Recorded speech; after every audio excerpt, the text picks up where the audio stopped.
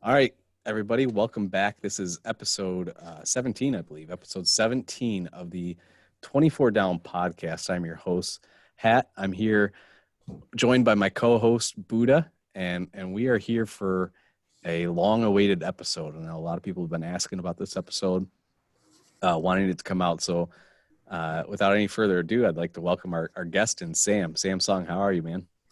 Hey, it's been a while. I mean, that's all I got. Oh my gosh, it's been. I haven't seen Buddha for a while. Yeah. Well, we saw, we Other saw, than go ahead, Sam. no, I mean, other than we met online, like a Zoom chat. Yeah. That still Yeah. wasn't too much. That was like twice I think I went on there. Yeah. I was going to say, because Buddha wasn't able to make it to the Zoom chats. Sam did come on. So we all got to see, a bunch of us got to see Sam a while ago. But then, yeah, I mean, like you said, Buddha obviously left college before I left college. Yeah. And you were still around for most of my time there, Sam. So it's definitely, I'm sure, been longer that you've seen Buddha, but no, it's good. It's really good to have you on. The other thing too, I want to say really quick before we really get into anything is I just want to give Buddha some official props here for handling the Justin Banks episode. That episode is great, and Buddha, you did really well. Thanks, man. It was a lot of fun. It was easy. Justin is very well spoken, and just knowing each other, it was like we knew we were just meeting yesterday, and the conversation was so it was really awesome. And then he actually connected me with Sam, and I didn't even know. I had Sam's number. I didn't know if it was his actual number, but it was. And and Sam was like, "I've never been on a podcast before, but let's do it, man." So yeah, we got a lot of guests lined up, Hat, and it's awesome. Yeah, I think, and I think off the top of my head, aside from this episode, I think we at least have 4 other episodes that are already scheduled. So things are picking up. That makes me really happy. But with that said, there's still a lot of people that need to come on. And like we've said in every episode, like we want to hear from everybody. And like I said, to start this off, a lot of people wanted to hear from Sam Song. I think Sam's one of those guys that everybody, no matter like how close you were with him or not, like you couldn't not love him. And there were times that he was quiet and reserved and to himself. There was times he was crazy, but he was always there. He was always a part of everything that was going on. So I think that's probably a big part of the reason why a lot of people wanted to hear this episode. Buddha, you got anything to add to that? Oh man, I'm just I love the guy, man. He's just he could just make you laugh out of nowhere, man. And then when he had to study, he'd be like, "No one, everyone leave me alone. I'm just gonna go study and do his work and stuff." And he was a great student, great friend. He didn't push away anyone really. He was one of those 24 down members that brought people in and didn't push people away. And so he would kick you and punch you because he did taekwondo, but only if he asked. So before we get into Sam, I'm going to let you kind of take over here and give us an overview. But before we do that, I do have one quick question for you, just so I can in my mind Sure. and people can kind of like put stuff together. What Sure. year did you start Valley Forge? 2005. 5. So you were the year before me, and then what would that be, the year after you, Buddha, right? Okay, cool. I think that'll help people. I want to try and remember to start asking people that Yeah, question. he came in with Justin Banks. They were freshmen and roomed together and kept on rooming together. Awesome. Okay, so Sam, I'm gonna let you kind of take over here. Just give us as quick or long or whatever you want to do, an overview, a summary of what you've been up to and what your life has been and things that have gone on, whatever, since leaving Valley Graduation? Forge. Yeah. Yep. Yeah. So well, let's just make it. So after graduating, I worked at a Korean church, as you know, where Antioch. And then eventually I worked there for like maybe an hour, not hour, like a year. And then I moved on to a different Korean church in Philly. Well, yeah, near there. and it's a Baptist church. But there, I was a youth pastor for like 6-7 years, and it was a smaller church, maybe like 100 member. But with the smaller congregation and the church, I was able to get like really close with the parents and the children, and that's what kept me there. But I worked there for as a youth pastor for that long, and then after that, eventually, a year passed by, and Pastor Jacob, who would always come to church, come to the school and do all the stuff with us too. So now he planted a church last year and a half or something like that. Yeah. So then eventually I decided to actually help him out. So I stepped down from the other church, found another youth pastor, and now I'm here with Pastor Jacob helping his church. But the thing is, this pandemic stuff, so there's not much that I do. But I was helping with children ministry for him, and then here we go. Now we can't have children ministry. I was thinking about doing like Zoom events and stuff like that with the kids, but I'm like, okay, that means I have to separate elementary, middle school, and high school. That's like, that's just, the kids will not be able to focus onto Zoom and, even listen to what I say, or even if I say, it'll be like, they'll be off doing something else. It's just not something that's easy with kids.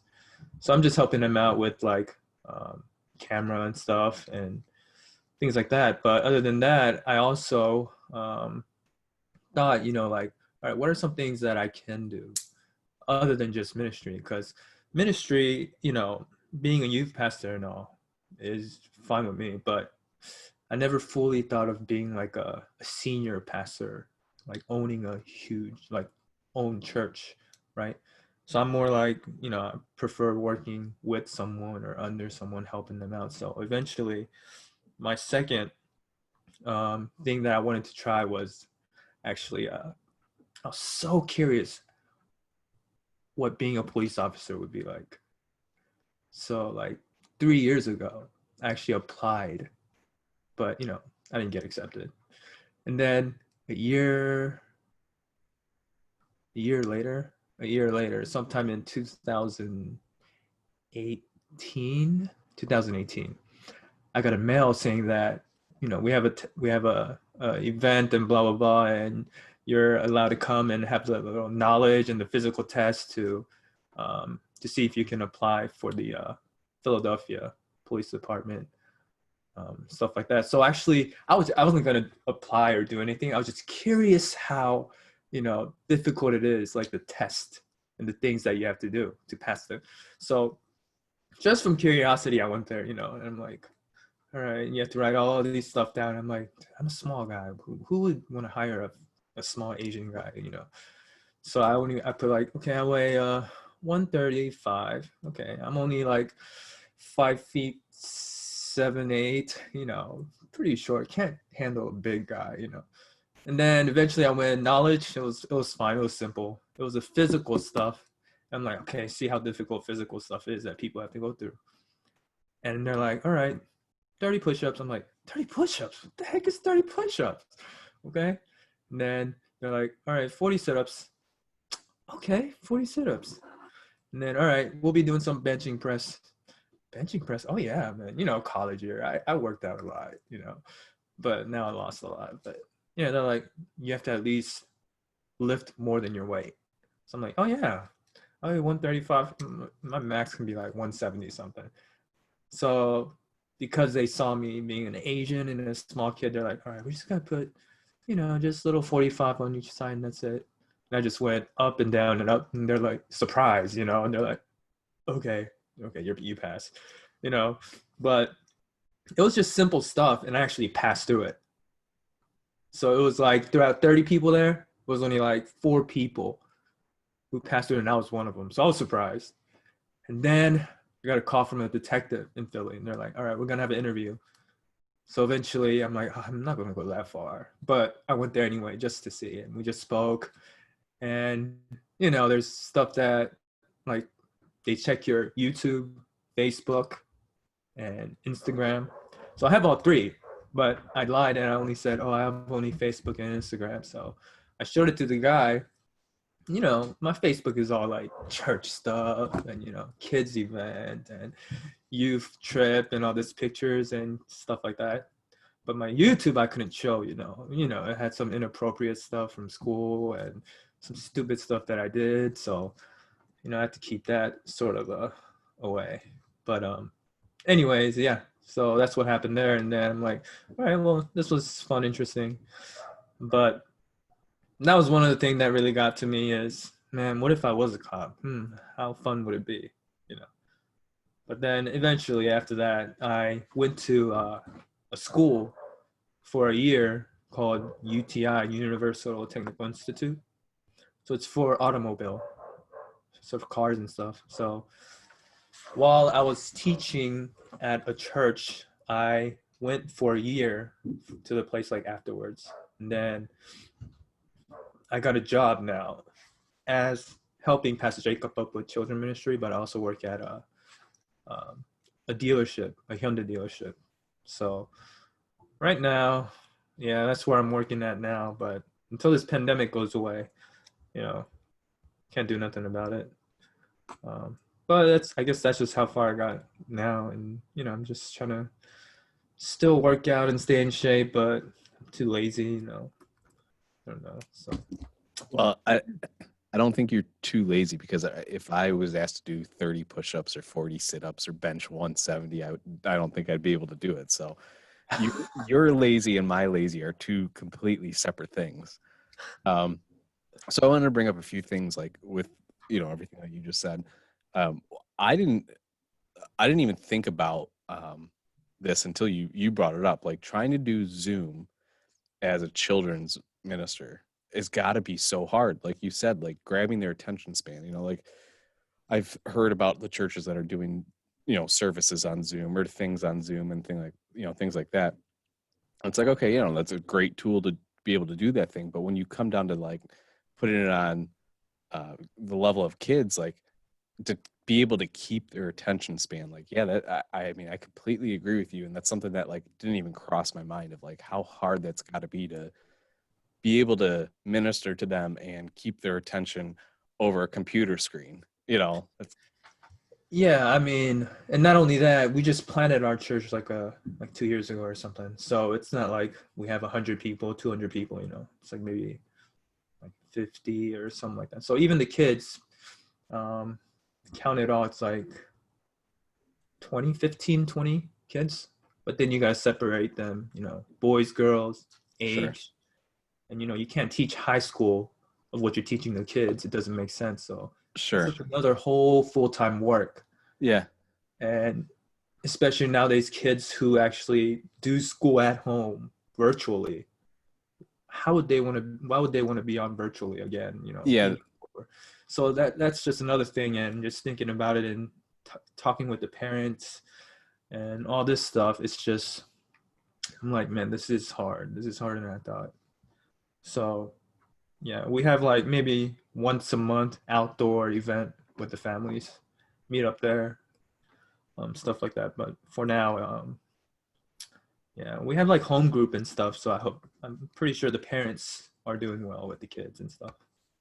Good. No, that's good. And I think it's important that you're still doing something, you know, like you're keeping it alive as best as you can with the situation the way it is. So I think that's really cool, man. So I can't believe, like, I mean, Samsung the cop, you know, that just, I was thinking, bro. I would laugh at myself. I can't think of that either. Bro, can you just give us a little example? If you pulled over someone for speeding, what would you say to them? Dang, what would I say to them? For speeding? The studio, what are you doing? I'm like, you speeding?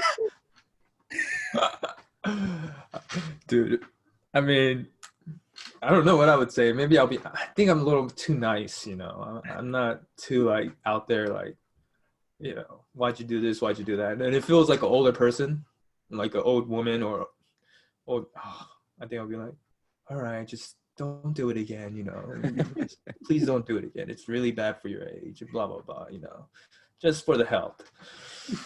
But Bro, are you doing this interview for those watching on YouTube? Sorry for the listeners. Are you doing the interview from Dr. Meyer's office? You got a nice background behind you, man. oh yeah, I like the background. Yeah. So are you residing, you live like in Philly or close to Philly right now? No, I live with Pastor Jacob. Okay. So it's still the same, but Okay. He's until outside of Philly though, right? Where's he? out Is of he- Philly, yeah. In Ambler, Okay. North Wales, Montgomeryville. Okay, cool. Yeah. Is he in the same house that he was in when we were in college? No. Okay. It's like maybe like 5-10 minutes away. Okay, so same area. Same area, yeah. Gotcha. So your family's still in Kentucky? My parents are in Kentucky. Yeah. My sister got married last year, so she's in Tennessee. Cool. Nice, man.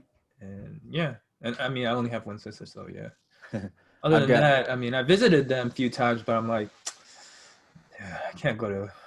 Not to be, it's just there's not many Asians there, It's just not my. You keep in touch? Do you keep in touch with Josh Lee?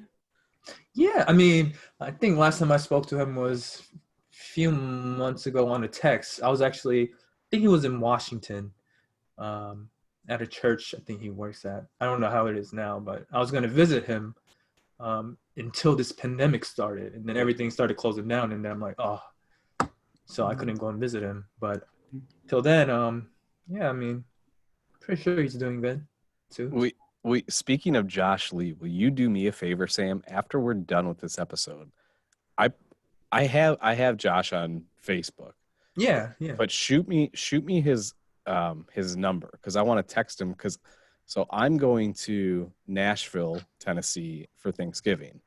Thanksgiving? Yes. And Joel Lee is in Nashville. So I talked to Joel and him and I might meet up, and he said Josh might actually be there at the same time too.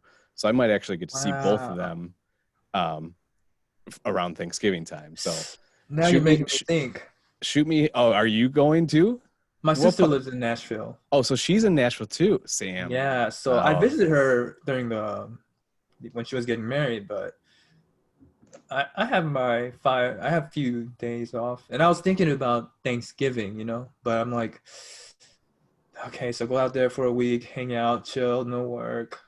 But then that would be awesome. Like, if you went to, like, I'm not 100%. We're still trying to figure out if my wife is going to be able to do it with her work schedule, but we're pretty sure we're going because I have family that just moved to Nashville 2 or 3 years ago, 3 or 4 years, something like that. So, but yeah, I mean, that'd be awesome. It'd be a little like Korean and hat reunion. Yeah. Kimchi and turkey, baby. Yeah, it depends again with my work and also this pandemic stuff, and it's not like I live alone, so I gotta be careful too. Sure. Makes sense. So we'll see about that, but yeah, that's awesome, Sam. So it sounds, I mean, overall, it sounds like things have been going pretty well for you over the past few years since leaving college, and I think it's really cool. Now, what was your major at Valley Forge? Pastoral ministry. Okay, so and it's cool to see that, like, yeah, it's cool to see that you have used that and you're continuing to use that. I think that's really awesome.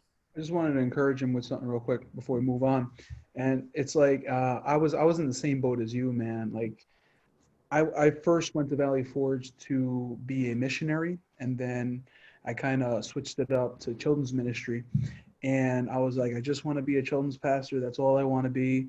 I got out of college. I was a teacher. I was a children's pastor. And then I was a youth pastor. I accepted that position. And I was like, I didn't think I would ever be a youth pastor. And it was a lot of fun and stuff. And then it came time for me to kind of put my name in the hat for the senior pastor position at my church, like about 3 years ago, and never wanted to do it. Felt God calling me to it.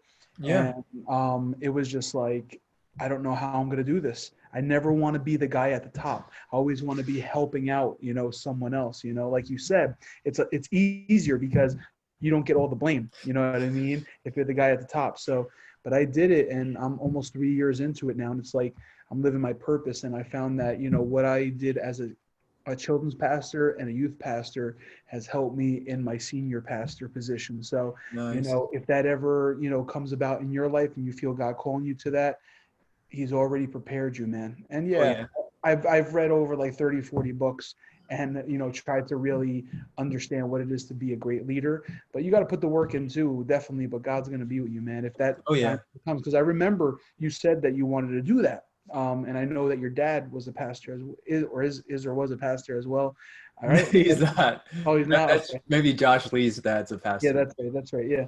But, I mean, you went for pastoral ministry, you never know. Your time could come. Yeah. Never know. It's not like I'm giving up on it or anything. It's just, Yeah. We'll see what happens depending on what path he gives me. Definitely. Yeah. That's awesome, Sam. So one last thing on my part, maybe I don't know if Buddha's got any more before we get into the questions. Sure. I was not going to ask this at first, but it keeps pushing and it keeps pushing. Sure. What's on your YouTube channel that you think is so bad? Because you are like you are the, I don't know what the right wording, pretty much like a very wholesome person. And so I want to know what your thought of bad on YouTube is, because I'm sure it's nothing. Oh yeah, it's nothing. It's just something that, well, what I mean by bad is not to where it's like, I'm a bad person, but things that like a church should not see of me. Okay. Or, all right. Something like that. So I mean, you guys already know. I when when Buddha sent me his little podcast and I was listening to it, I'm like, oh, okay. Wow. Yeah, I got you guys. Yeah. So yeah, there's some Well, hold on. They look at your history. They don't look at just your look history. at. Oh, okay. So you give them the information, you open your site up, and then you leave the room, and then Wow. the detective goes through the whole screen and. So 2 Korean women kissing and stuff like that. That's Yeah, you gotta be careful, man. See, I don't think and I could be wrong. I don't know what the qualifications are, but I would think that an icy hot prank video would not stop somebody from becoming a cop. Like if it was, never know that. yeah, you're right. I don't know that either. It's just by like what I'm guessing, Yeah, if it was like, if you had videos of you like, walking by pedestrians and being like, yeah, one day I'm going to be a cop and I'm going to throw you all in jail. Oh, and okay, like, that's a different story. Yes, but yeah, who knows? But yeah. no, that's funny. So, well, Buddha, you want to head on into the questions segment of this show? Did I send those to you, Buddha? Hold on, Buddha's muted real quick. Well, it looks like he's laughing. Buddha, can you hear us? Okay, so you can hear me, Sam, right? Yeah. All right. Buddha, can you hear us? Well, I guess you're gonna have to ask me the question while he figures it out. Maybe we can edit that out. I don't know. Oh, I can edit it out. Yeah, okay, I lost sound. I lost the mic. You asked me to do the first question. Do you want to do all of them, or you want to rotate them? How you want to do it? We can rotate. All right. All right, I'm curious. What's going on? What's the questions? All right, so we got our first one from Mark Talesha, member of our RD. And he asks, why do you refuse to play StarCraft against your RD? You said you only played single player, but you were caught playing online. So why didn't you play him? Oh, back then? Oh, geez. Man. Why didn't I play him? Okay. I remember you asking him too. You, you'd be like, no, I don't want. And then you would always be playing. So the StarCraft, I guess the game where you build your own, like you start off with, gathering money, gas, and then you start building your military base and then soldiers out and then you attack the enemy, right? So that's how it starts and that's how it goes. But for me, I guess the games I play with my friends, since middle school had nothing to do with that. So it's not like original kind of game. It's more like, all right, we'll give you 20 minutes to build. You have 20 minutes to do whatever you want, and then defend your whatever, build as much army you want. And then after 20 minutes, we attack.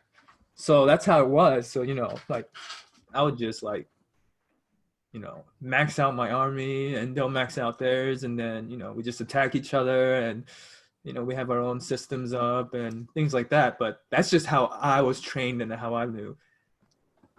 And then when they said that there is no time limit and there's only like certain amount of money or crystal that you can get, and then it disappears. I'm like, what? It disappears after you only get few of them? Yeah, and then you have to find another location. I'm like, so the people that I worked with, they made the diamonds and the gas to where it's unlimited, so it doesn't disappear. So, I'm like, oh, yeah, I don't know how to play this game. In real life, I would definitely get killed. But, I definitely understand what you're talking about. It was like with friends, you played a certain way and you like that way, and then you're like, oh, Talesha wants to play, and he's probably gonna kill you because that he's used to playing the other. Yeah.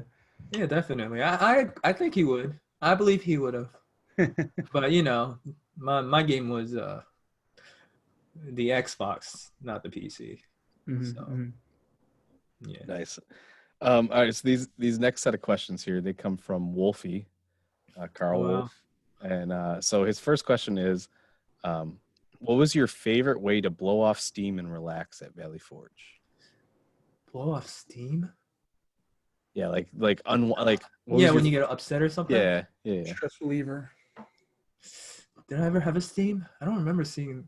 I don't know if I remember seeing you mad ever.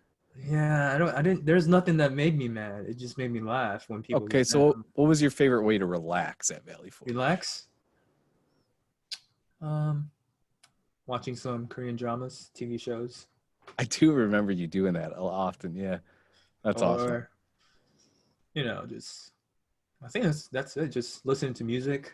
R&B music, yeah. R&B music. I don't do that anymore. Yeah. Oh my gosh, dude. Let me tell you a story. So, since middle school and high school, the way I dressed was like, I had a lot of African American, black friends, right? So like my style of the way I spoke, the words I used, the way I dressed is like definitely, like all, like thuggish kind of like, think I'm cool looking. Yeah, I got baggy pants and okay, I don't sag and show my, but it's all big. So I'm like, that's the style. And then I remember like in middle school and high school, like my feet isn't that, the size is really pretty small. It's like 8.5, 8. But I would get like a 9 or 10. I'm like, yeah, this is in the new style, and stuff like that. And you know what? I actually have I'm a Cowboys fan. Now, if I say that in Philly, they'll kill me because they're, Eagles and Cowboys, I guess, don't get along. But I bought a Cowboys jersey in 8th grade, and I still have it, right? Emmitt Smith.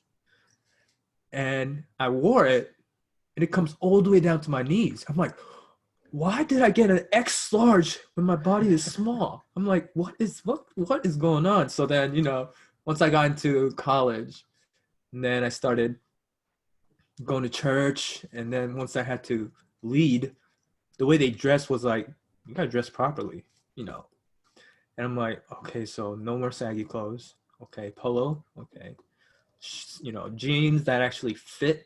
That doesn't sag. All these stuff. So like everything changed from then, and now I'm like totally different in dressing wise, and the words I speak, and how I. Yeah, man. I know my English was not good in college. I know I use stupid words. I know some words they even make sense. I just make things up, But yeah.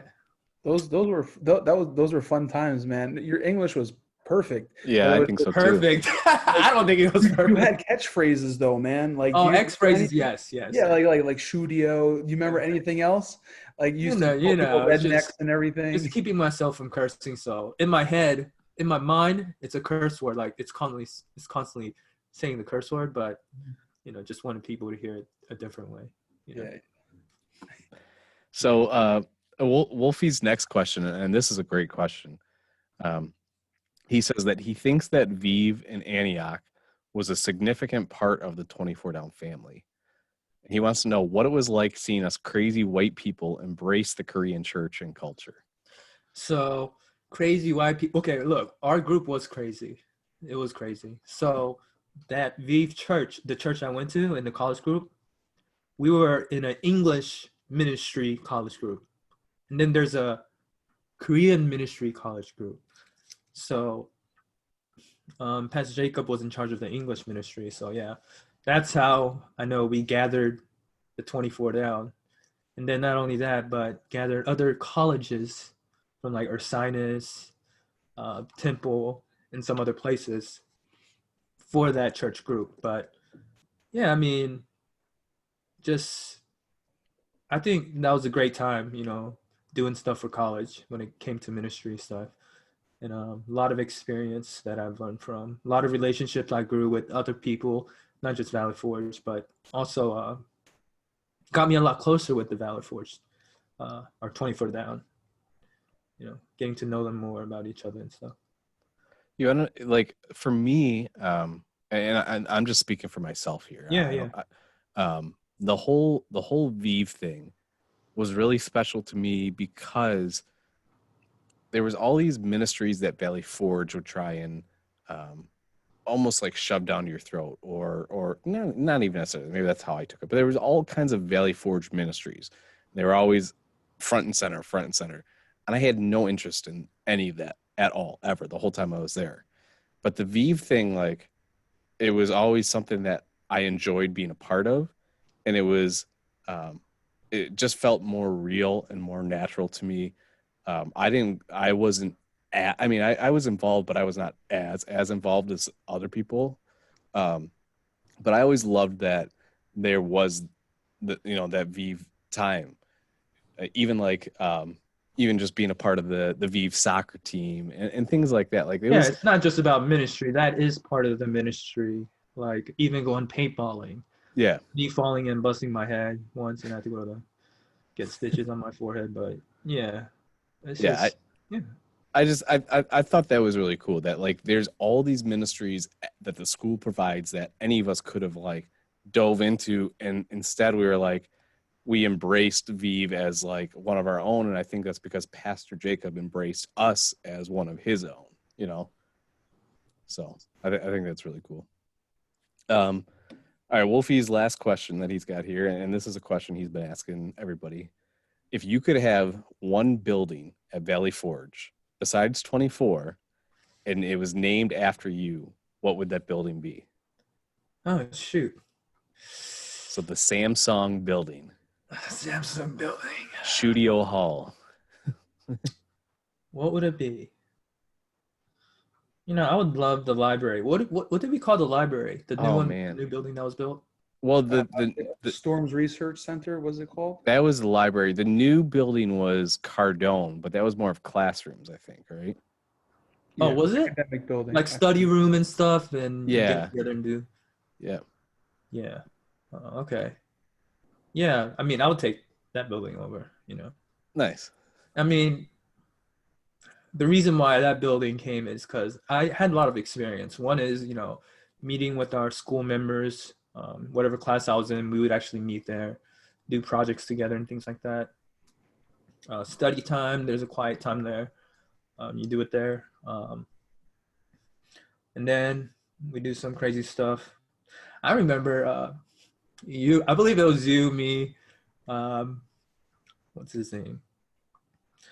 Francis, Yugi. I think, yeah, Francis and Yugi was in there too. And I know we had, you remember wearing Heelys?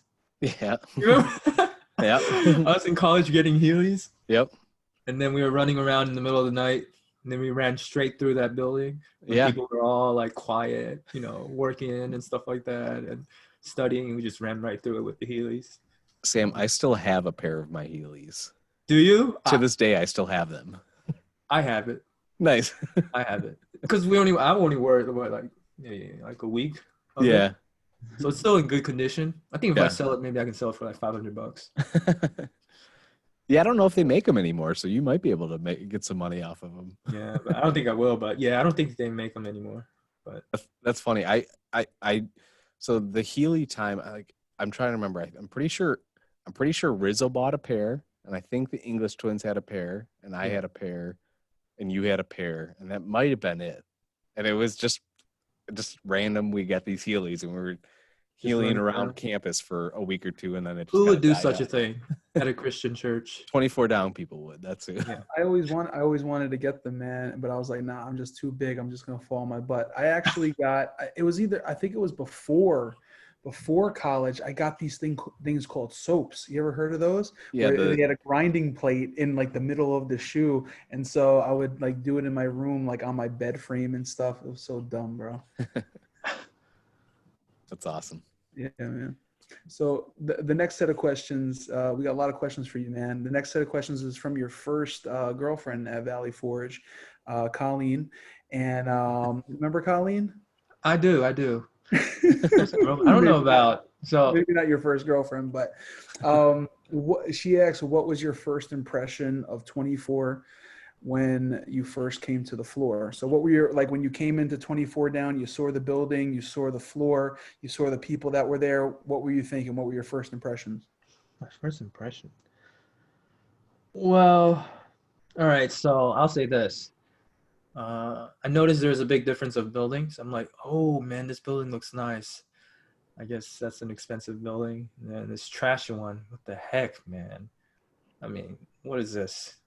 And then people are dressed like, man, what the heck is going on? And the size of the room and the bed that I have to share with, especially this guy named Justin. I'm like, man, what the heck is wrong with this guy? Oh, and then I have to sleep on the top version of the friggin' because he's so lazy. And he never shuts up and he's loud. So I'm like, can't even fall asleep. I'm like, man, I wish I was at the other location. And, you know, right next door was the girls' dorm, you know? So it's like, but I don't regret it because I think I would have been really, I think I would have moved over. There's no way I could have survived at the other place. 24 down, once I get to know you guys, you know, once we knew each other and started getting along and things like that, I noticed more that there's no way my personality will fit in that building. Yeah. How long do you think it took for you to kind of get to know people? Was Josh came in with you? And No, I don't think so. No, I think Josh Lee came in the year after when I came in. I think him and I came the same Okay. year, 06. Oh, who, Josh Lee? Yeah. No, he came in with me. Oh, did he? Okay. Yeah, but because we lived in the same neighborhood at Kentucky, just different schools. But we came at the same time. He was at a different dorm, I believe, okay. before he came into ours. And then he moved like the next semester, the next year, right? Maybe To that- our dorm? Yeah. Yeah, something like that. Yeah. Yeah.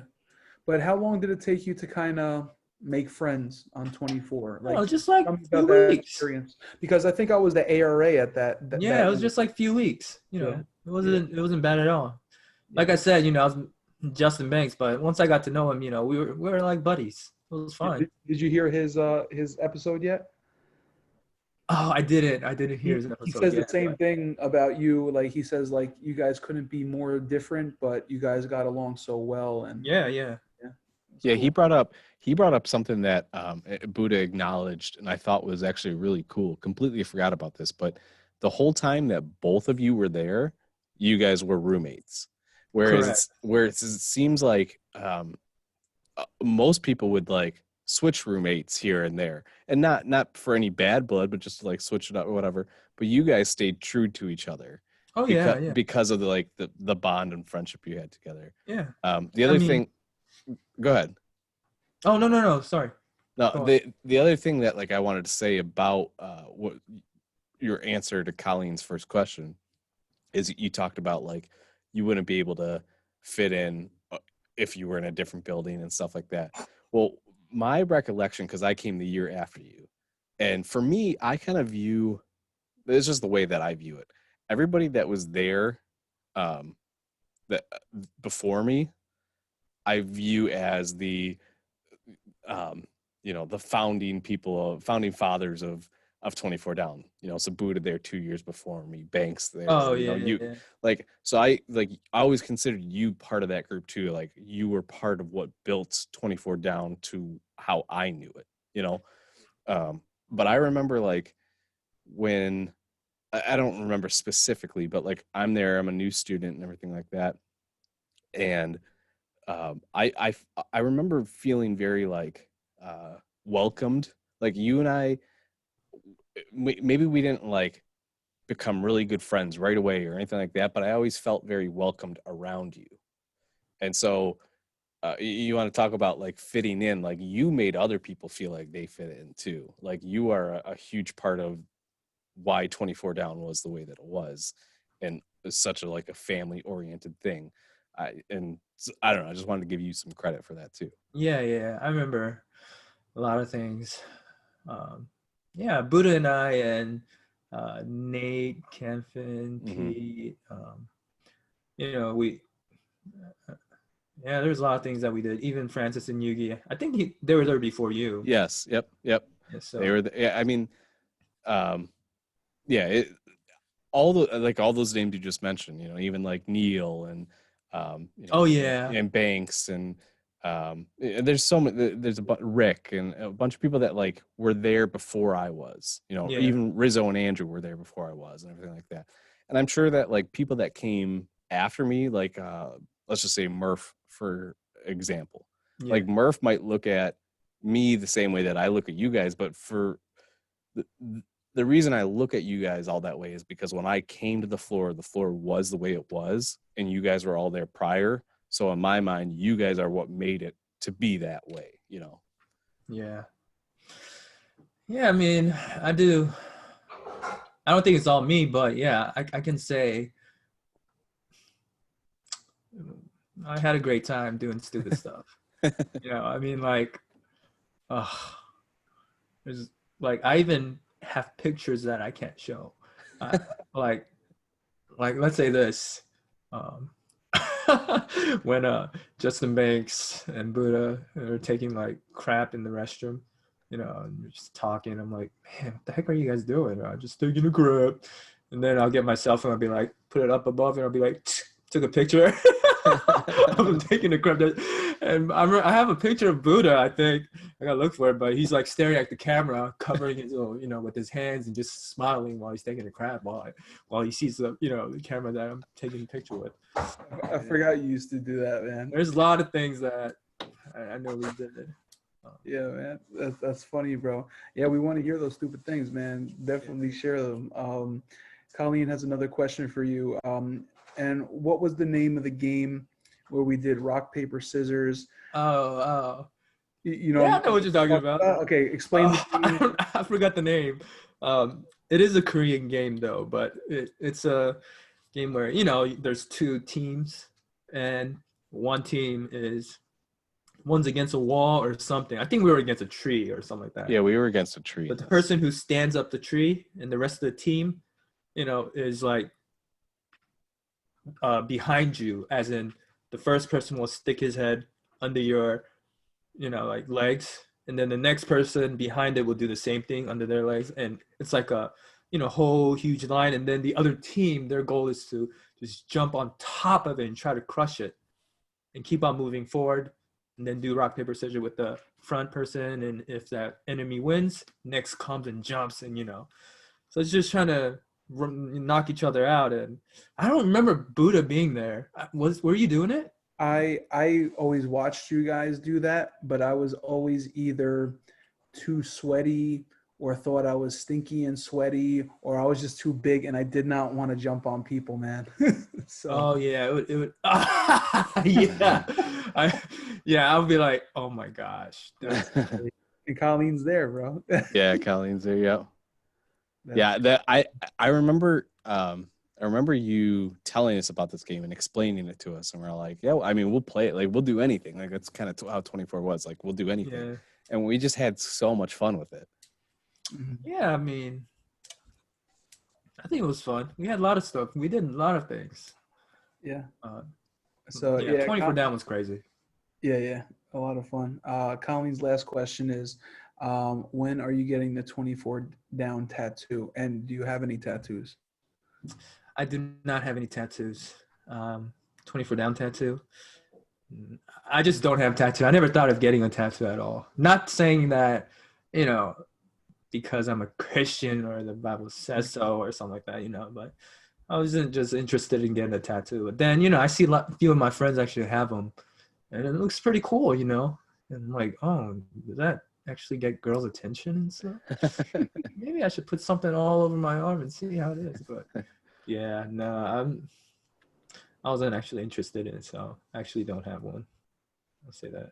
There's nothing wrong with that. I mean, like everybody's got their own taste, but if you do get a tattoo at some point, you got to get a 24 down one. I think is what Colleen's wanting to say. Because the reason the reason she's asking this is because she asks everybody this, and it's because there is a handful of us that have the 24 tattoo that says 24 down. So pretty sure. All right. This next question is from Matt Bowdwin. And he wants you to explain the meaning of Shudio. The meaning of it? Yeah. What are you talking about? You guys know what the meaning of it is. I think he's just giving you a hard time. I'll say, in other words, crap. There you go. No crap.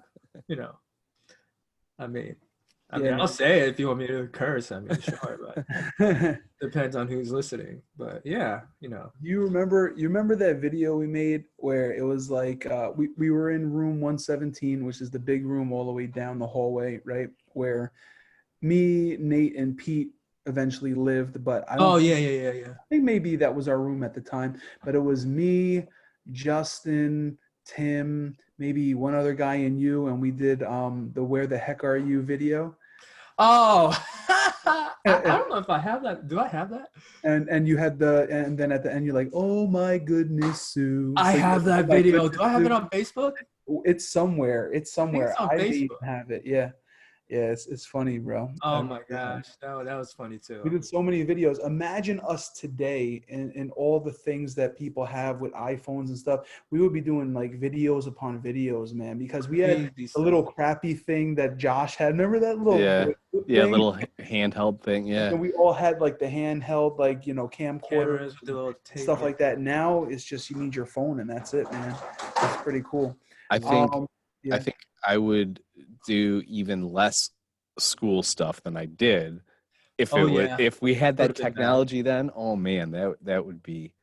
Bro, you were already doing hours of editing. Yeah. For no reason. You weren't getting paid for it. It was like no arms, man. It was, the wrestling and everything. Yeah. Like, yo, man, you're done with that wrestling? Yeah. And he's like, oh no, maybe tomorrow or something. You're always doing that. So Rizzo has some questions for you, man. He says, what was your biggest takeaway from going to Valley Forge? It could be from class or life lessons or anything. Biggest takeaway. Biggest takeaway. Oh man. It's 24 down. It's the group.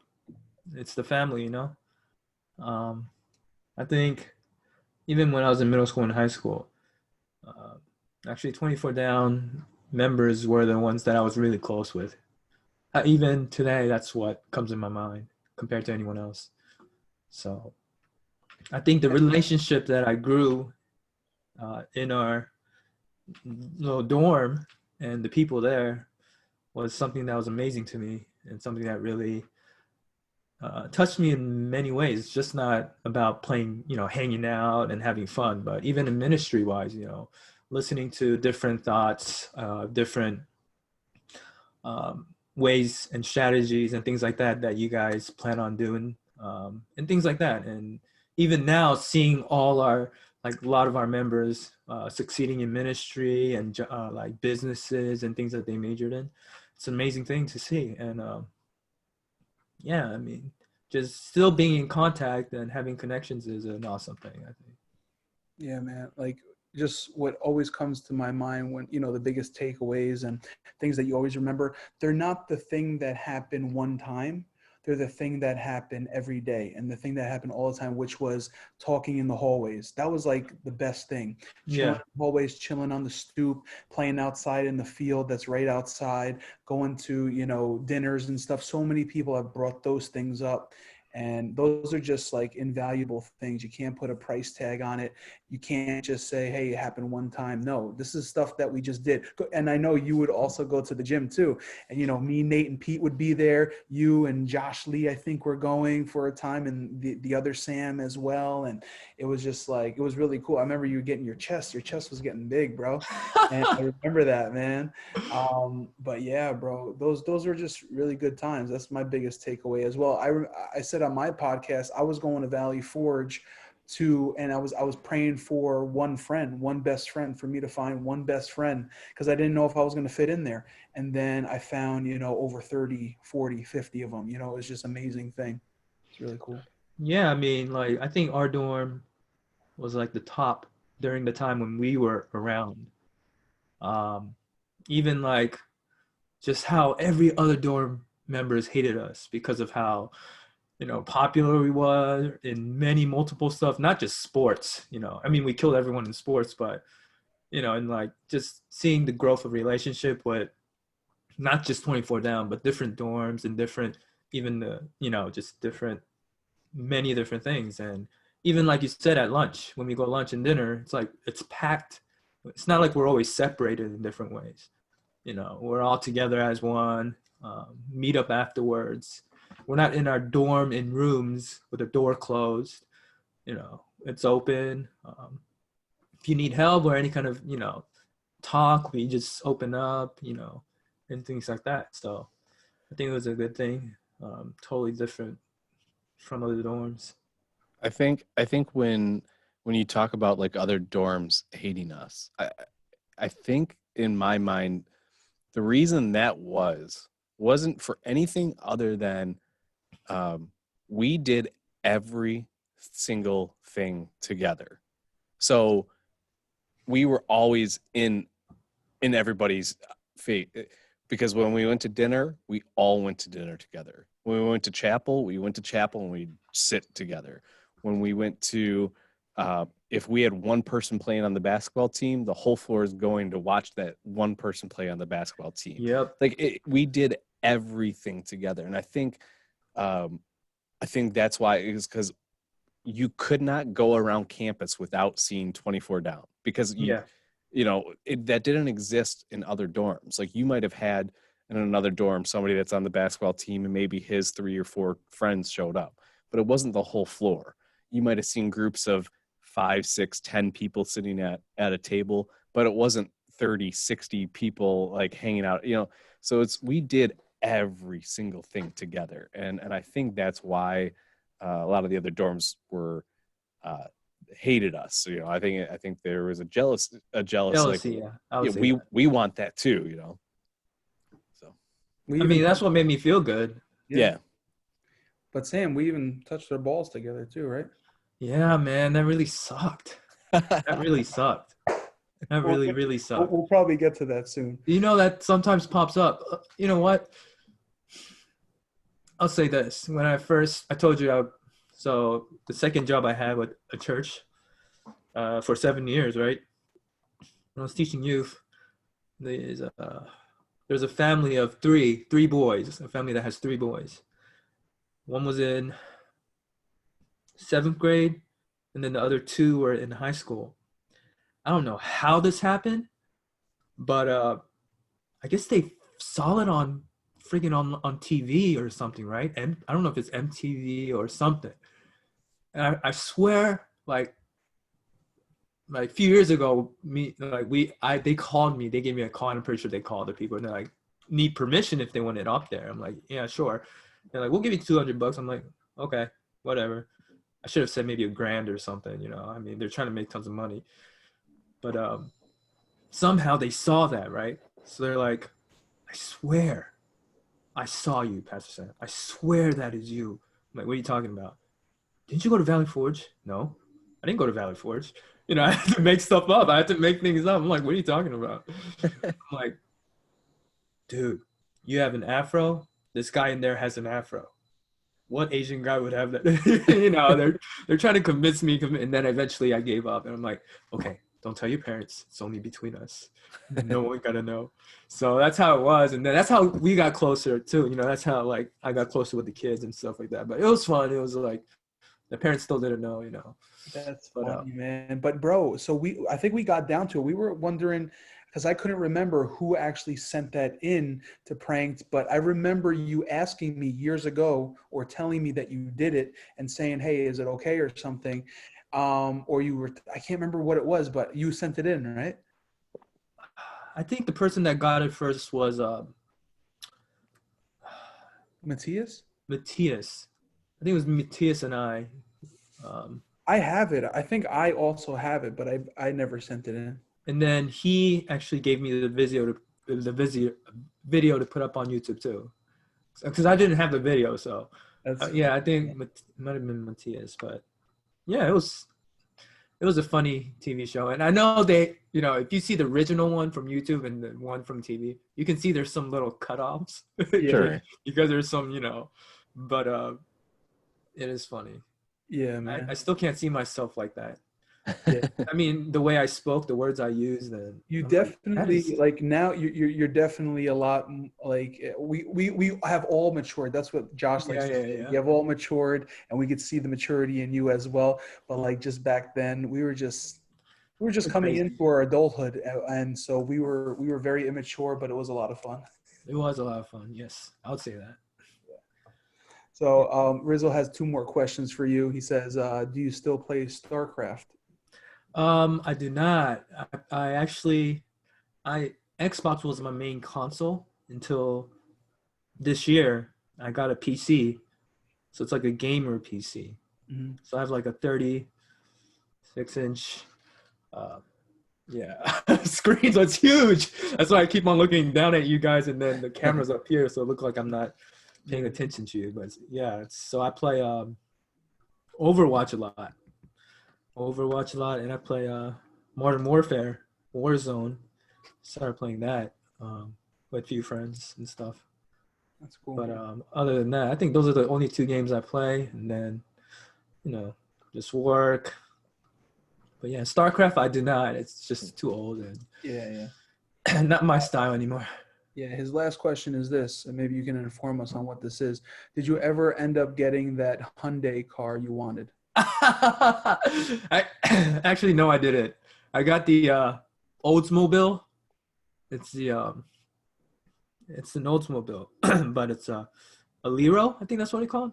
But they stopped making it, right? So that was my first. But when I got that after graduating around like 2010 is when I got the car. It only lasted me like 10 years. I mean, 3 years. So I'm like, never going to get a used car anymore, ever. So then eventually I got a new car and, started paying it off. But while I had that car, I also had a bike. I'm pretty sure Francis and Yugi. Did you have one too, Josh? No, I didn't. Well, okay. I had a little mini bike with Francis and Yugi, but not an actual one. Oh, yeah. So I actually had a bike. It was a 600cc. Nice. The Honda. So it was a pretty fast one. But eventually I had to give that up to buy the new car. And I think I did the right thing. Nowadays it's too dangerous, especially dumb drivers and Pennsylvania, the roads and all that. Just crazy. So. What kind of new car did you get? I just got a Mazda 3 hatchback. Okay, nice. Yeah, so it's good. They're quick. They're quick. I like those. I had a Mazda. My wife had a Mazda years ago. Oh, that's when Ford owned it. Okay. So this is when they were separated. So it's like Mazda itself. So it's better view, better economy. Because I had a choice. Should I get a Honda Civic hatchback? A little more power, or get a economic, give you like 41 miles on a highway, Right. So I decided for the Mazda 3, and too many people had Honda Civics anyway, so I didn't want something that everyone had. Cool. Nice. All right, so these next set of questions here, they come from Francis. Francis. His first question is, do you still watch Korean dramas? Oh yeah, I watch it too much, man. That's my issue. I watch Korean drama more than Americans. I watch a lot of American shows too, but sheesh, I can't stop. It's just like So I guess it's just because, I mean, not only that, but also to keep my Korean flowing, from because my Korean actually got worse than it did when I was in high school. So yeah, but so I've got a question for you. This just popped up in my head. sure. When we were in college and you were watching your Korean dramas, you were downloading them, right? All right. I was. Okay, Yes, the reason that was the reason bad. the reason I bring it up is because I completely forgot. So you were the person that taught me how to like do torrents and how to do Oh, downloads. really? Yeah, Oh, because shoot. I used to like when I got to school, like I'm a big wrestling fan, and obviously we didn't have cable at Valley Forge, Yeah. but I still wanted to be able to watch Monday Night Raw every week. And it was you were the one that taught me how to do that all so that I could download it and watch it every week. And I remember that like just now as we're talking about the Korean dramas, I'm like, oh yeah, like Sam would download them. He showed me how to do it so I could download my Raw every week. Yeah, I mean, yeah, I've been doing that for a while, right? And then after I graduated, and I didn't stop for like a year, and then I got something in the mail. It says you'll be sued $200,000 if you're caught, and we know you're doing it. Like Yeah. in the mail, from the company itself. Yep. So I know that mail's like just to warn. It's like a warning. It's not really they're Yes. gonna, because Yes. it came to me twice. Let- So that means, from then I stopped. So I don't download anymore. Yeah. But I stream. I'll say that. So stream as in there's already websites with free stuff. Yeah, I where just go you don't there. have where you don't have to download anymore. Now No, you just no, you no could still downloading or anything. you could still get all the stuff illegally, technically, but you're not tied to it anymore. Yeah, and you have to wait till even the HD version. You got to Sure. wait. It just doesn't come out. But Nice. that's what I did. That's funny. I literally completely forgot about that. You were the one that like kind of showed me how to do that so I could get my wrestling. I remember that. That's funny. So all right. So Francis's next question is, what is your favorite color? My favorite color is blue. So my car is blue. My hats are blue. I don't know why. My shoes are blue. I'm like, okay, I need to stop getting blues. I gotta start getting other colors and stuff. But like my cowboy jersey, it's a blue team. That's why maybe blue color. That's why maybe that's why I liked it. Well, that'll make Francis happy. He's a fellow Cowboys fan too. Yeah, so. yeah. I remember that. Yeah, it was you and the English twins and Nate Campin, right? All four of you were the Cowboys fans. Was it Nate Campton was a cowboy? Oh, Yeah. yeah. And Banks was the Redskins and Boo Yes, was he was the the Giants. Redskins. Everybody else on the floor for the most part was the Eagles. Eagles, yeah. Tom, Rick like, was Steelers, I think, right? who did? Rick. Oh, yeah, Rick was a Steelers fan. Tom was a Bills fan. I was quote unquote a Lions fan, even though I didn't really care about football, Yeah. But yeah, that's funny. All right, so Francis's next question, he wants to know if you have facial hair yet. Dude, man, I do have facial hair. Like my front of the face, I have a mustache that grows. Yeah, maybe take a week and then it grows. And then on the side where my sideburns are, you can see a little bushies like once in a while, like different places. And then, it's just like, and a little bit under my neck, there's like a little bush sticking out, It is uneven, I'll say that. So I do regret. Like I prefer like yours, Josh, or every other white people, how it's all balanced out and nice looking. You can trim it and all that. But for me, it's just all over the place. So actually, I don't. Yeah, so I shave like once a day because I just look like a freaking bum. You should just A week or once a day? Oh, I'm sorry. Once a week. Once a week. Yeah. I think you should just not shave at all for the rest of however this like pandemic thing lasts and just see how long you can get it. Dude, I tried that before and it was bad. It was really bad. Even growing my hair out, it was bad. Yeah. Yeah, it's like it was bad. I really I I'm so jealous of Asian people with straight hairs. You know, Most Hey, anyone who has straight hair. hairs. Sam, I do not have straight hair. I have naturally curly hair, and I'm with you. I hate it, man. I wish I had straight hair. Yeah, yeah. I know Pastor Jacob used to say like I have a nest hair. You know, like my hair is a nest for birds. But All right, so Francis got one last question, and you kind of answered this already, but we'll ask his version of it. He wants to know if you ever would get a 24 down tattoo. if I would, So let's say you were actually going to go ahead and get a tattoo. let's say I was gonna get a tattoo. Yep. Which one would I choose? No, not even. Like, No, let's say, not even choose. Like, what would come up in my mind? well, if 24 you, down would definitely come up in my mind. okay, that's So fair. maybe throughout other tattoos, I'll have 24 on there. Yeah, I think Yeah. that, like, that's my thought is if you have, even if it's not your first one, if you were to actually get a tattoo, Yeah. then I would- later I would on get down it. the road, would you be like, well, I already have a tattoo, so now I can get a 24 No, I would get down? 24 down. Yeah. Yeah, well, that's I fair. wouldn't mind having a 24 down. And they'll be like, what does 24 stand for? It's, it's my little group of people I hang around with, something that will never disappear in my, memories and stuff like that. That's awesome, Sam. Yeah, the next group of questions is from Andrew. He asks first, do you like bubble tea? I love bubble tea. Yep. I've never had bubble tea. What? I had bubble tea maybe 6 months ago. I never even heard of it, and my wife was like, "Hey, there's this bubble tea place that just opened down the road. We have to go." And I was like, "What is bubble tea?" She's kind of telling me about it. And I'm like, "All right, well, fine, we'll go." And we went. I fell in love with it too. That stuff's so good. Yeah. It's really good. I gotta try it sometime. He also says that he's teaching his kids to say studio. I believe he has 2 girls, right? Yeah. Studio is always in our mind, man. I actually say it sometimes. It's pretty funny.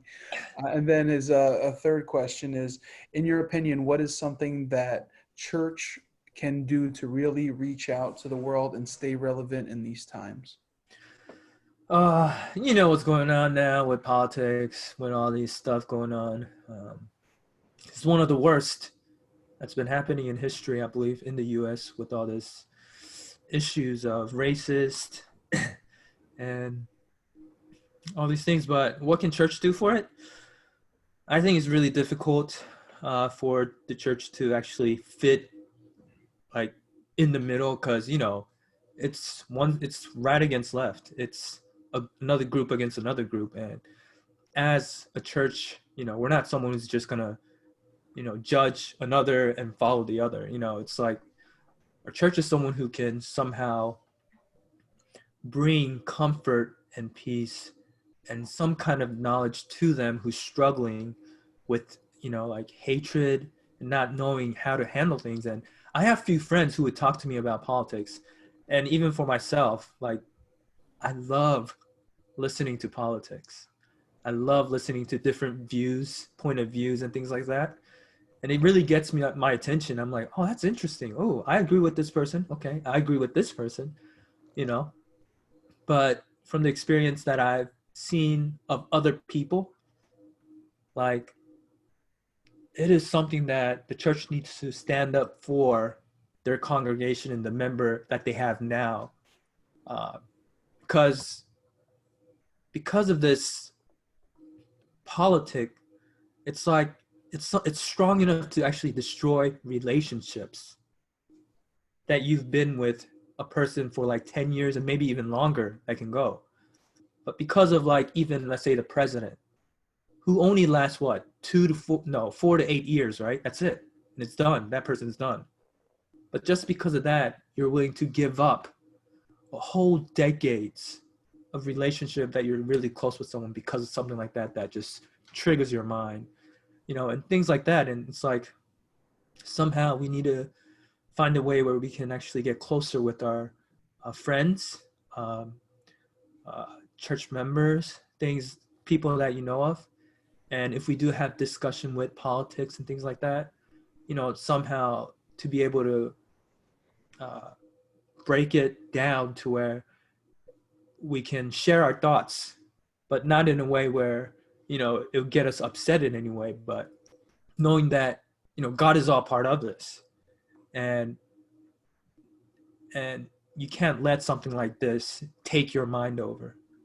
You can't let a politic, or because someone did something to another person, get that make you upset, because that's just like, let's say Republicans hate Democrats, or Democrats hate Republicans, which is true, and you become like one of them, then you're no different. You say you're a Christian and you're hating the Democrat, or you're hating the Republican, or you're hating Trump, or you're hating Biden, or whatever, then you're no different from them. Even in the Bible, Jesus puts a line during the well, where people are about to stone her, and Jesus writes the line and says, if you stone her, okay, that's fine, but that proves that, but you have to know that you're no different from the lady. You sin also. So if you stone her, I'm going to stone you. You're no different. And things that's going on in just, not just US, but in the world right now, Christianity and needs to actually stand up and somehow be able to support these people in different ways. And it's something that's really difficult. It's not easy. Even for myself, like, I'm really careful of having conversations with people that are either non-Christians or even Christians, because things like this, it doesn't bother me to where it would upset me in a way. It's just, it's just fun talking about it, and trying to convince someone, yeah, you got to follow this way. I have facts too. I'm not going to let you know, who I am or who I stand for yet, but I guess till all this is over and, actually hear the whole set of how things are going to go and who's supporting who and what they're going to do for us, that's who I'm going to follow. If one of the president who's going to support me in a way where it would help me to succeed in the future, for not just myself, but for the family, for the community, then I will go with that person, that leader. But if it's not, then I prefer, so it depends on what they're trying to support us with, and right now, as Christians, as leaders, as ministers, pastors, we have to do much as possible to support our family, not just like our related family, but our church families, our friends, in a way where we can give them hope, faith, and let them know that this is not the end. Yes, this pandemic, this COVID-19 is really messing us up, losing jobs, hard times with families and stuff, but, this is something that we have to go through. It's not just, nothing's perfect in this world. So, yeah, that's what I got to say. So in other words, Kanye West 2020. Dude, man, no, I'm sorry. I don't know about that. Like, I don't think he's a bad guy, but nah, I like him as he is right now, just, yeah, that's Sam, good enough for me. I want to say, like, that answer and then everything that you just went into, like, kudos to you, man. Like, that was powerful stuff. Like, you went on a little rant there, and I just want to, I loved every single thing that you had to say, and there were things that you said that are so simple that we forget about, or we don't. I have never heard anybody say what you, like, I'm going to pull out something you said that completely, like, it's so easy. Why did we not see this? And I've never heard anybody bring it up other than you. And that's the whole, a president lasts 4 to 8 years, and you're going to let relationships that you've had for 10 years, 20 years, 30. There's families that are breaking apart over this. Yes. And it's, and you have that, like, I haven't heard somebody put it into perspective like that. And I appreciate that you did, like, that very, very well thought out answer there, Sam. And I don't know, you had a lot of really good things to say. So I just wanted to give you. Yeah, that's something that I really wish people would have in mind. Yeah, no, that's awesome. All right, so we got a few more questions here. We got two more. Go on. two more people that have questions for you. So Sure. the next one is from Matthias. Oh yeah, I miss that boy. Yeah. So he says, and you're gonna have to help me with the pronunciation. He said that you would know how to pronounce this. How do you feel about the Hugin Bob Tong crisis in America? Wait, what? Okay, he says, how do you feel about the Hugin Bob Tong crisis in America? I'm guessing this is he's trying to say something Korean. Hugin pop. Here's how he spells it: Hoogin. So I'm guessing Hugin, Okay. and then Bob Tong, Bobtong. Okay. So what I can think of is, did he tell you the description of it, like the print, like? No, he's just said that you should know the proper pronunciation. Okay. But he wants to know what about the Hugin Bob Tong crisis in America. Okay. So this is what I can think of. Okay. I don't know what he's saying, but maybe if he gives me different, like actual descript, like, you know, what it means, I'll be able to know. But from what I see, Hugin, there is no, okay, if you say Hugin, there is something called Hugin. Okay, so we'll Means say African Americans, black people. that. Okay. And then what was the other? Bob, like the name Bob. Bob Tong. Bob Tong. Bob Tong. So there's no B in Korean. It's like P so it's like pop. Okay, so what's Pop Tong. Tong.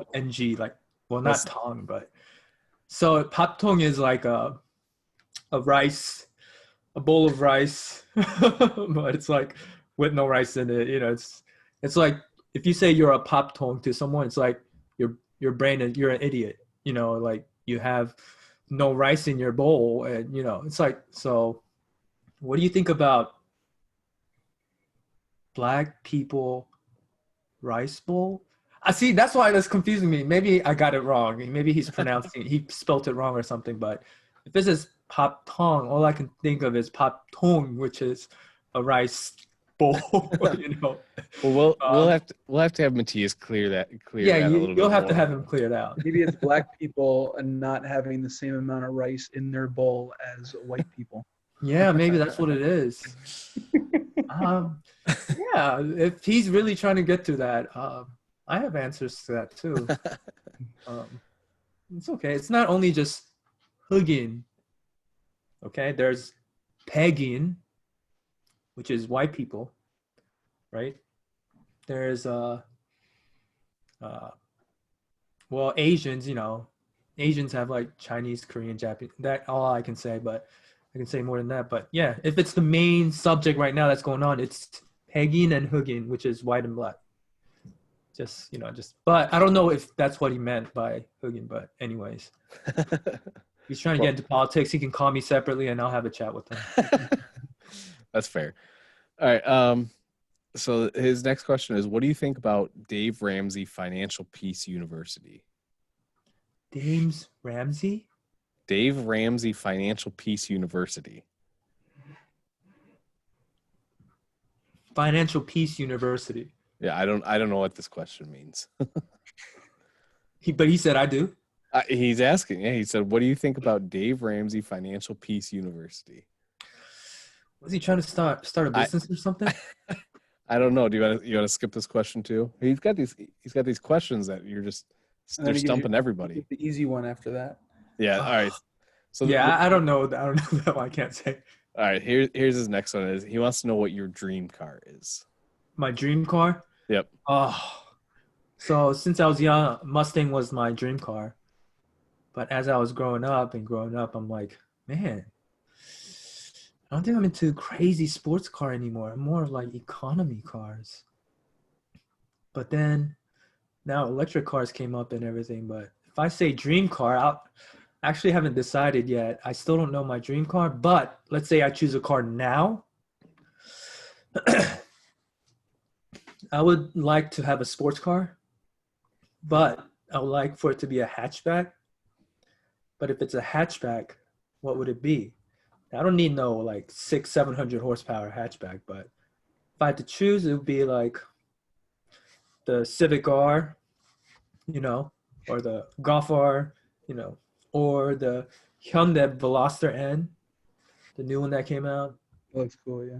or or the one that will be coming out, the Mazda 3 Turbo. I don't know. It'll be one of the two, one of those. But Nice. yeah, nothing expensive. I don't have anything that in mind. I'm not, I mean, if I had the money, sure, give it to me and I'll do it. All right. Let me do one other person's questions, and then I know Buddha's got some questions he wants to ask himself. So Sure. I'll let Buddha ask his questions last. So these next set of questions here come from Junior, and the first question, it's a little bit longer of a question. I don't think that I can read it all. I mean, I could, but I would probably bore everybody. I will start it off. Sam, I'm going to text you the question so you can see the whole thing on your phone too. So Junior's first question is he wants to know if you're Chinese, Japanese, North Korean, South Korean, Taiwanese, Singaporean, Central Asian, Afghani, Armenian, and he just keeps going on and on. Oh, You all can these see, Asian. Okay. yeah. So that's his first question. Okay. Oh, okay. So let me answer that. Yeah. So, well, friends of mine would always ask me, dude, are you like a quarter black and like 75% Asian? I'm like, yeah, I am. Can't you see that by my hair with the afro and the way I speak and the way I dress, And then I look Asian with slanted eyes and, But, yeah. North Korean? Nah, I'll say I'm American. There you go. All right. Asian American. There That's you what go. I'll say. That's fair. Korean American, to be more specific. That's fair. Yeah. All right. His next question is he wants to know if him and Mike were the first Brazilians that you ever met. I didn't even know they were Brazilians. I thought they were like, short twin.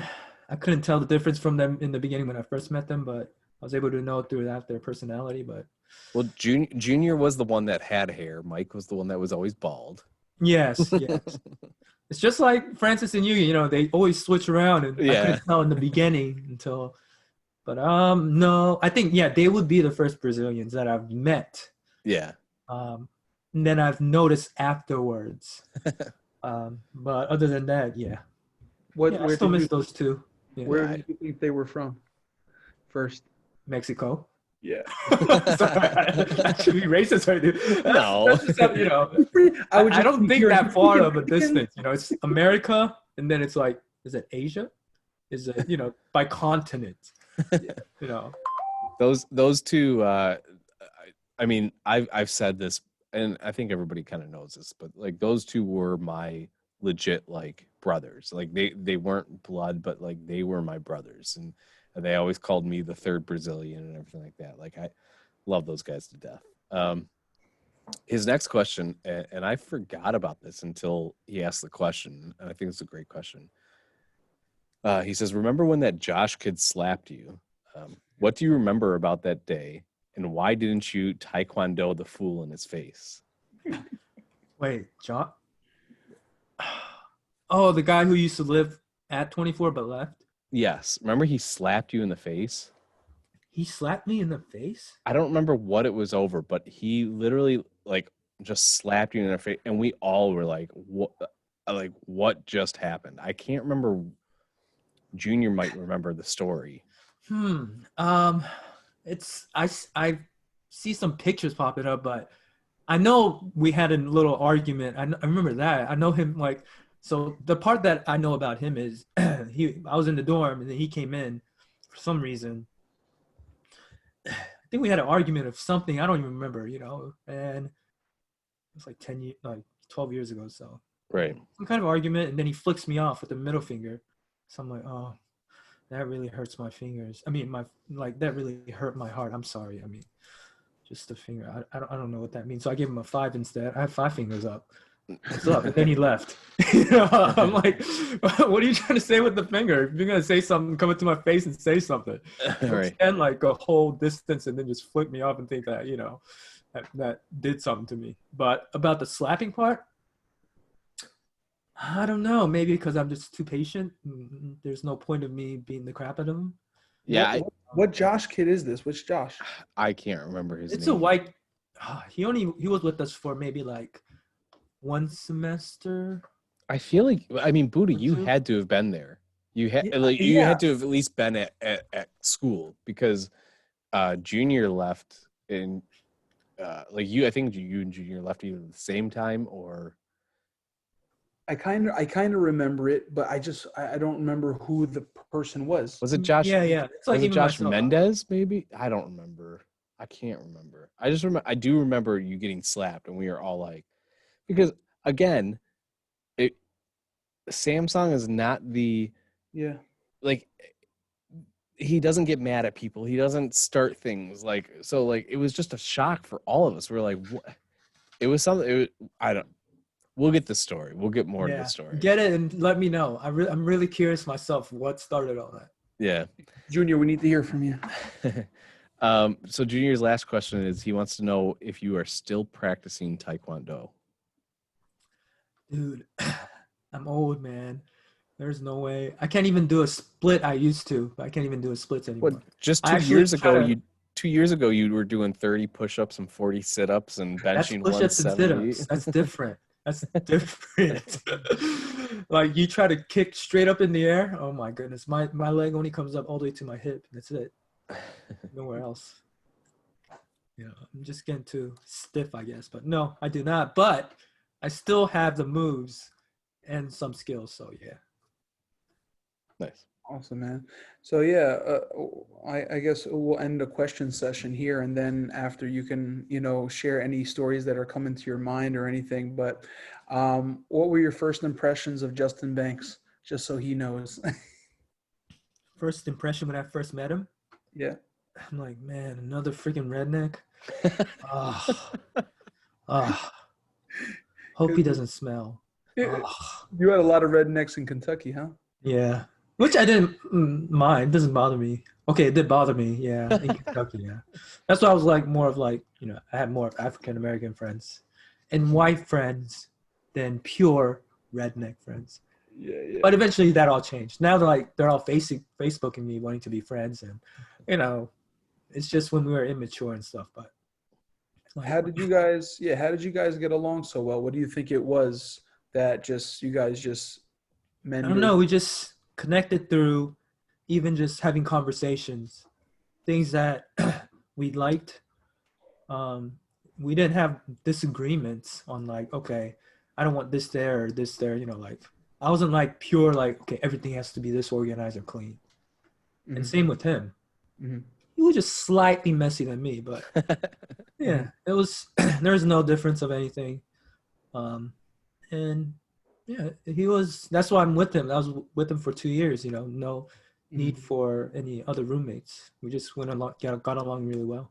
Yeah, we talked about it in his episode a lot about you guys and about the smell of old kimchi in your room. Yeah. and we also we really got into, and he actually like put an apology out there, which was really cool because he left pretty abrupt. Do you remember any of that? Like when he left, because he was actually there for 2.5 years and he left in the winter, like right before the fall semester. Do you remember that at all? I don't know when. I know he left in like 2 years, but I don't remember the specific date. Mm-hmm. But I mean, in the beginning, I didn't know why he left. I was like trying to figure out. But then, he has a family and he had his other goals. Mm-hmm. And stuff like that. So I understand that. But yeah, I mean, even though he left, he lived in Kentucky, right? Mm-hmm. And he still does, I believe, in Louisville. Yeah. And my parents I live only 40 minutes away. Cool. So I actually went there and visited him, slept over his house. That's cool. But that's before he had kids. Yeah. So. Well, I want to interrupt real quick and just say like to Buddha's question of like why did you guys get along so well? And to me, it's because both of you, you and Banks both, are very non-judgmental. Like you're both very accepting of everybody. So even though you're very different from each other, you accepted each other for who you are. You know, I think that to me, that's what I think why. Part of the reason why, anyway. Yeah. Yeah, I agree. I agree with that. I mean, yeah, Buddha wasn't like a. So you know what happened? When we actually got along, and I mean, not too long ago, it was in my head like when I was hearing some things, and I remember Buddha getting a very serious situation with someone. I don't know, but you remember to where it was like physically, you almost kind of fight, like the physical, actual kind of thing. Mhm. And in my head, I'm like, dude, when me and Buddha would wrestle, just as a play, you know, we're playing around and not doing anything serious, you know. I just got in a headlock. I would headlock him once in a while and then like choke him where he would just tap out, right? But to me, I'm like, even now, I'm like, dude, he's just playing around with me. He was just really being nice. There's no way. Because Yeah. even though I could have done that, I'm pretty sure he's twice as more than like big as me, twice as stronger than me. So even if I got him a headlock somehow, he could have picked me up and just threw me across the wall or slammed me against the ground or against the wall if it was like a serious kind of thing. Yeah, You know, so I definitely. know he could have gotten me. So I would have never even gotten close to the guy if it was serious. I would like smack him in the face and then run away. Smack Yeah. him somewhere and run away. But see, yeah, you would do that stuff, right? But you were faster than me. You were also trained in, taekwondo and other things, right? I was never trained to fight. So definitely if we were playing with no rules and, something happened, yeah, definitely I would be slamming you into the floor and Oh stuff yeah. my Oh, weight, yeah.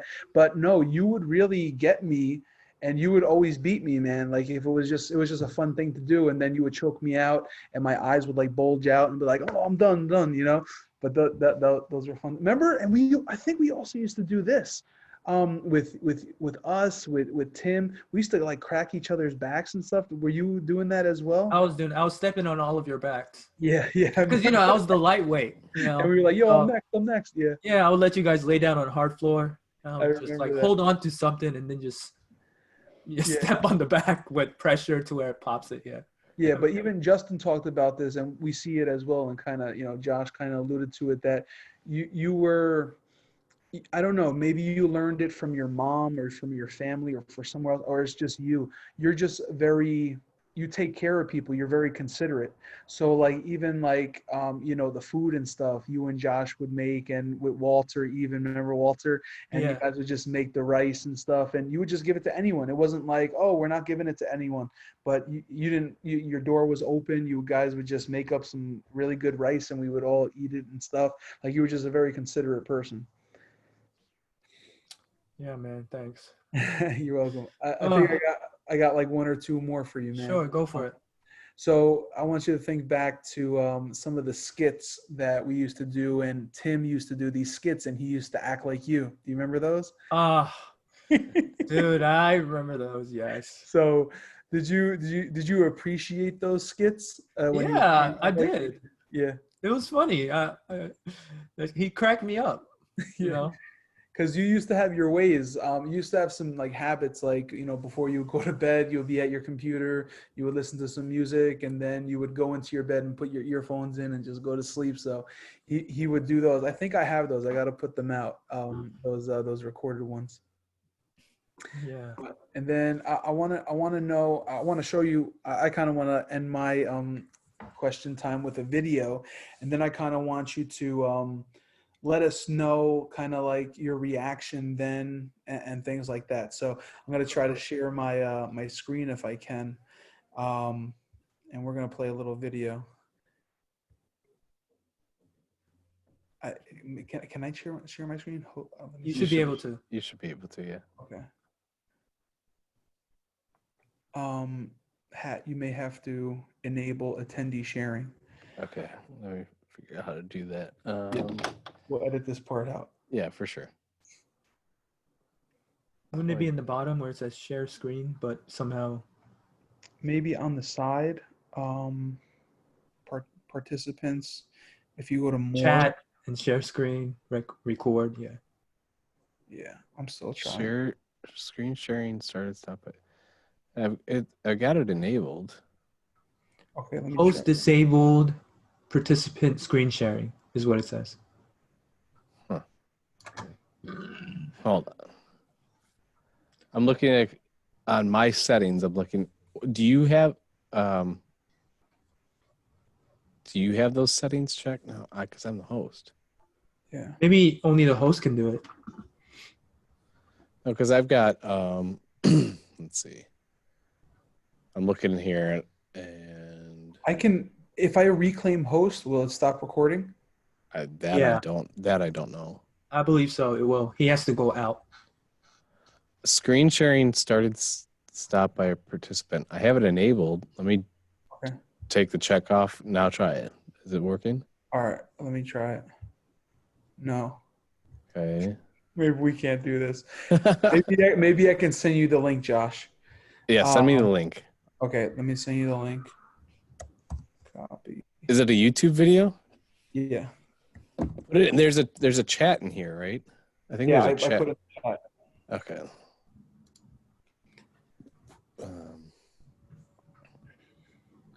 So we just want to get your reaction when you watch this. All right, let me get ready. Share screen. Sorry, Sam. No, take your time.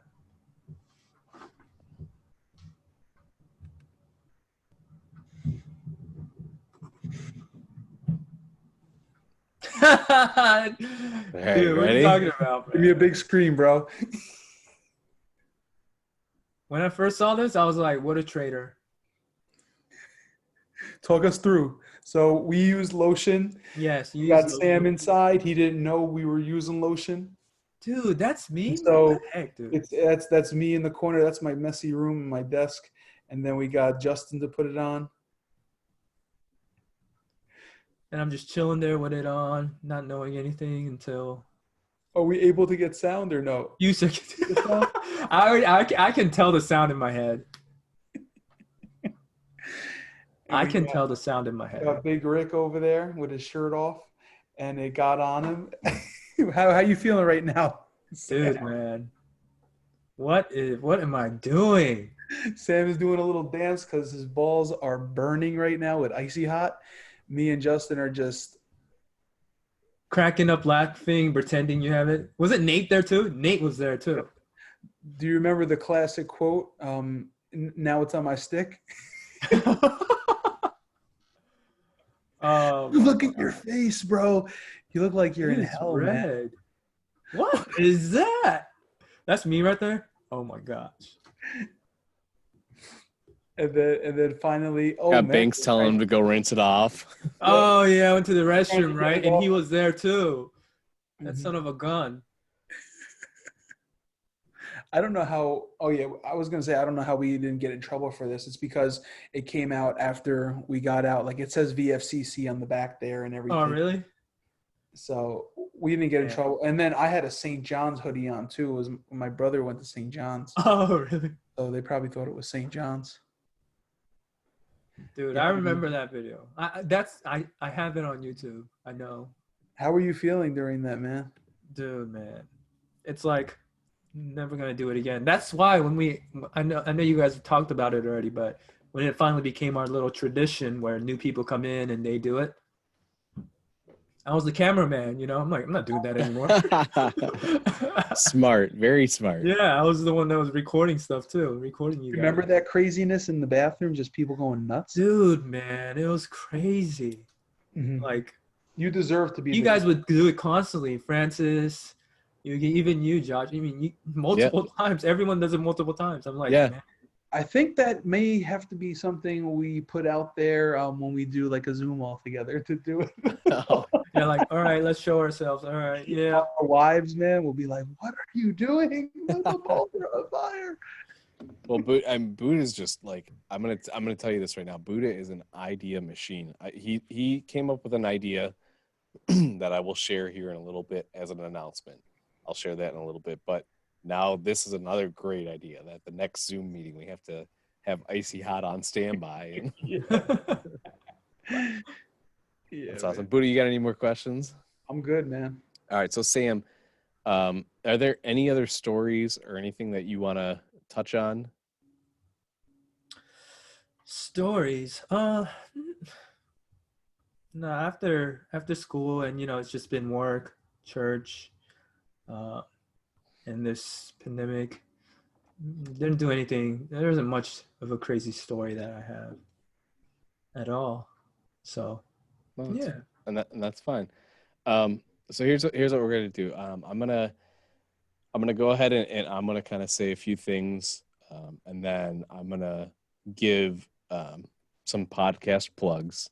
sure. When I'm done with that, Buddha, I'm gonna let you say some things about Sam, and then when Buddha's done, Sam, you go ahead and you're gonna close out this podcast. You can say whatever you want to the 24 Down family listening and whatever, and go Gotcha. from there, and Gotcha. we'll close it out from there. So um, first things first, before I get into my plugs, let me just tell you, Sam, like uh, you and I, like we had a lot of fun together in college. We may not have been best friends, but I knew I could always count on you if I needed a laugh. I could always count on you if I needed advice.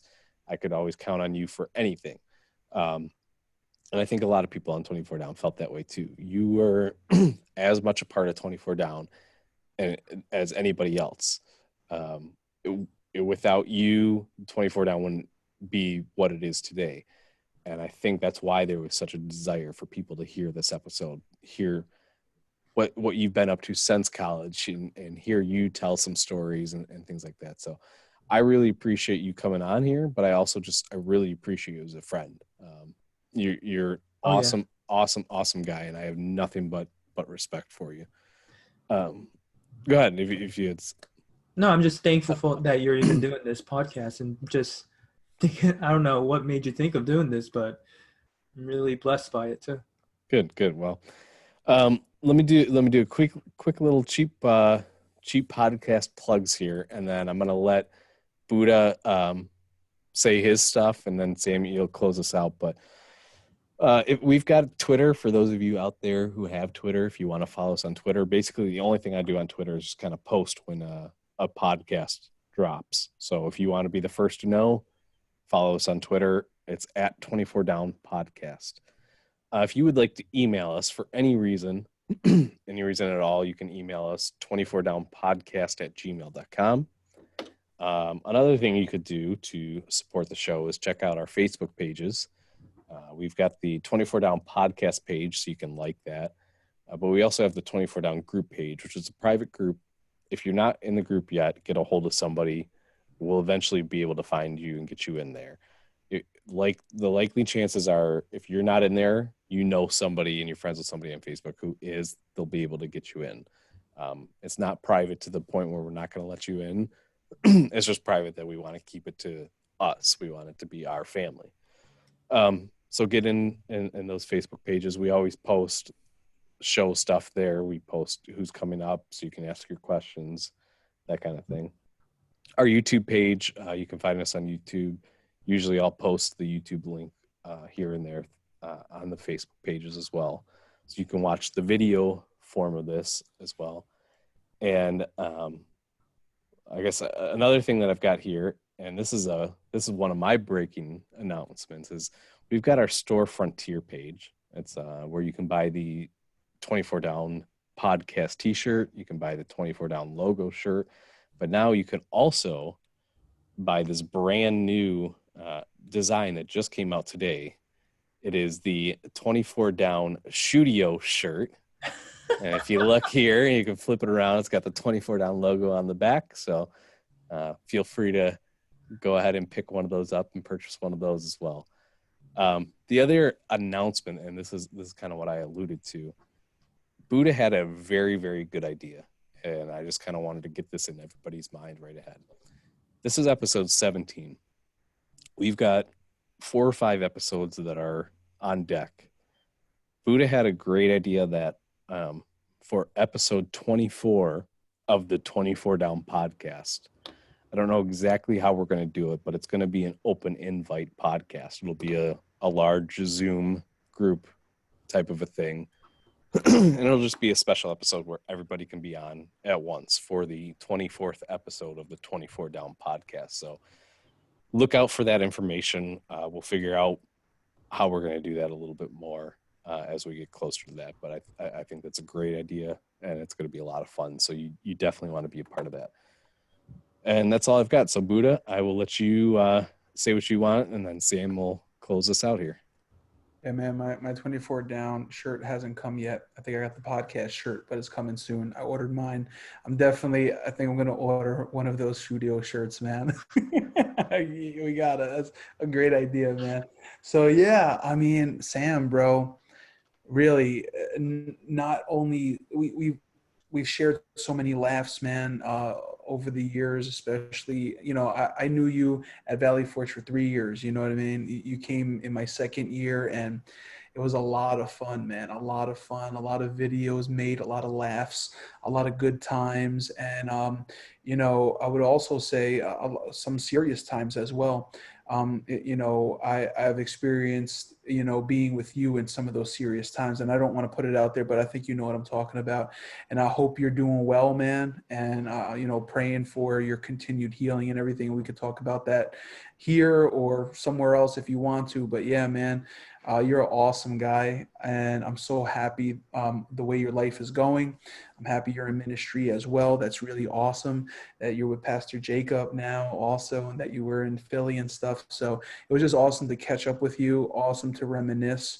Awesome to laugh and everything, and to think of all your, your catchphrases and everything. So, just keep on going, man. And hey, like we were saying before, one day you may become that lead pastor, man. You know what I'm saying? So I just encourage you to keep going, and God, keep going strong.